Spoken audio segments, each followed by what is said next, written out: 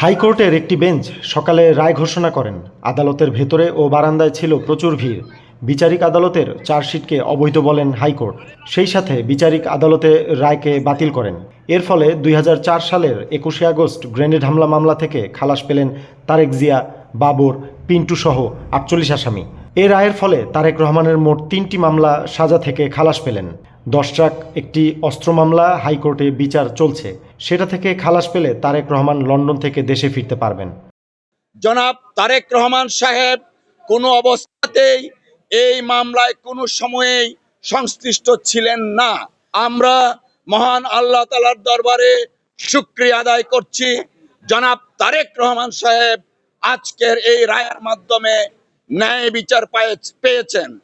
আজকে প্রমাণিত হয়েছে রাজনৈতিক উদ্দেশ্যে জনাব তারেক রহমান সাহেবকে যে মামলায় সাজা দেওয়া হয়েছিল সেই মামলায় আইনগতভাবে মোকাবেলার মাধ্যমে তিনি আজকে বেকসুর খালাস পেয়েছেন। 21 আগস্টে এই ঘটনা হয়েছে, এই ঘটনাটা আমরা নিন্দা করি, কিন্তু এই মামলায় রাজনৈতিকভাবে এই মামলার ইনভেস্টিগেশন হয়ে যে অভিযোগপত্র আসলো, যে ট্রায়াল আজকে 16 বছর, 2008 সন থেকে আজকে 2024, এই 16 বছর যে ট্রায়াল আমরা দেখলাম, যেহেতু আজকে শেষ রায় আমরা পেয়েছি এবং আদালত সমস্ত আসামিদেরকে মাননীয় আদালত খালাস করে দিয়েছেন, ইনক্লুডিং নন অ্যাপিলিং অ্যাকিউজ, অর্থাৎ তারেক রহমান সাহেব এবং যারা যারা কাজী কায়কোবাদ এবং অন্যান্য যারা আপিল করতে পারেননি তাদেরকেও এটা উনি খালাস দিয়েছেন। আমরা কোর্টের কাছে কৃতজ্ঞ।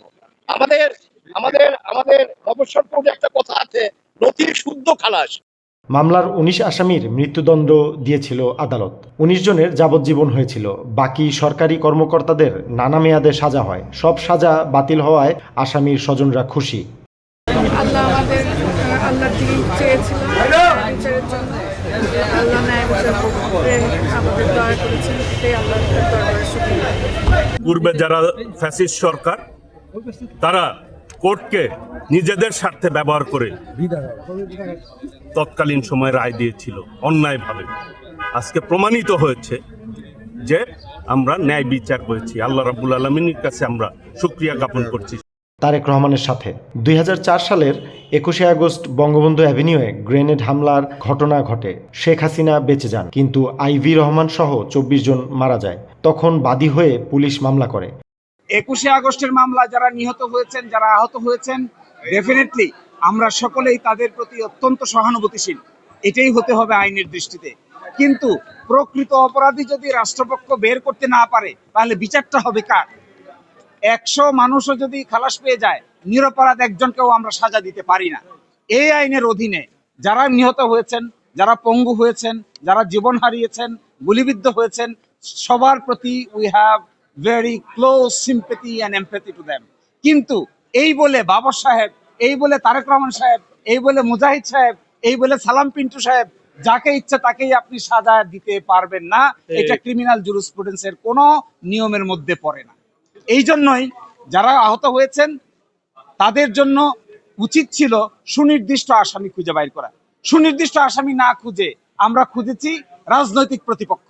রাজনৈতিক প্রতিপক্ষ খুঁজতে গিয়ে সুনির্দিষ্ট আসামিরা তার সহযোগিতা নিয়ে ফাঁক তালে বেরিয়ে গেছে, আমরা তা খুঁজতেও যাইনি।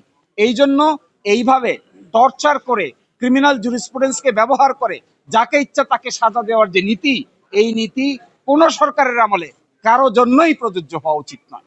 কিন্তু অ্যাজ অফ টুডে আপনি কাউকেই যদি আসামি খুঁজে না পান, প্রকৃত আসামি, এর অর্থ এটা না যাকে ইচ্ছা তাকেই আপনি সাজা দিয়ে দেবেন, এটা হবে না। জজমিয়া নাটক হয়। পরে 2007 সালের কেয়ারটেকার সরকার, পরে শেখ হাসিনা সরকার মামলা তদন্ত করে চার্জশিট দেয় কয়েকটা। সেটার ভিত্তিতে বিচারিক আদালত 2018 সালে রায় দেয়। হাইকোর্ট চার্জশিটটা অবৈধ বলে বিচারিক আদালতের রায় বাতিল করে দেয়। অ্যাটর্নি জেনারেল বলেছেন রায় দেখে পরে আপিল করা হবে প্রধান বিচারপতির কোর্টে। রাজনীতির মামলা আসলে শেষ বলে কিছু নাই। আওয়ামী লীগের আমলে মামলার রায় বাতিল করল ইউনূস সরকার আমলের কোর্ট।